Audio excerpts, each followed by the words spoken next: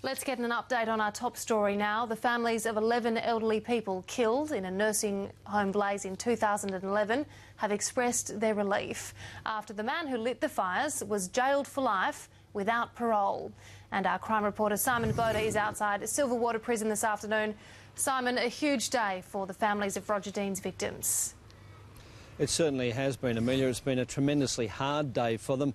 They all crowded into Court 13A of the Supreme Court here in Sydney to hear Judge Megan Latham jail Roger Dean for the rest of his natural life. He will remain behind bars beginning his first night here at Silverwater Jail tonight, and he will remain behind bars in maximum security for the rest of his life. Now, Roger Dean, as you say, was arrested and charged. He was a nurse working in the Quakers Hill nursing home, which he torched. 11 people died as a result of his actions. He did it to cover up that he'd stolen some drugs from a storeroom, and in fact he actually told the media at the time that he'd tried to get victims out.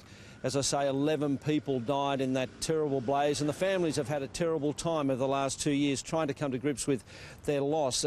These people who died, they expected to be safely cared for in that nursing home. Instead, they lost their lives here. Here's what some of the families told us after the sentence was handed down.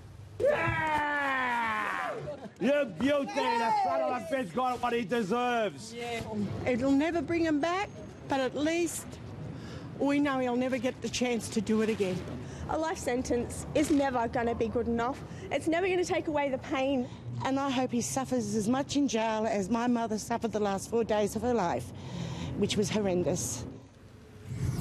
And Amelia, it's also had a big toll on the strike force, the police strike force that investigated this. Pamela Young, who's the chief inspector, she says her father's 90. He's living in similar circumstances. She expects him to be well cared for. He, like the other families, they did not need to lose their loved ones in this way. This afternoon, those police officers and the families of the people who died got together, I guess, to have a drink and to, I guess, share some fond memories of loved ones lost so that they can now finally move on with their lives. Amelia? Yeah, they certainly would have needed that. Simon, thank you so much, and Simon Boda will have all the very latest developments on that story for our Sydney viewers in 9 News at 6.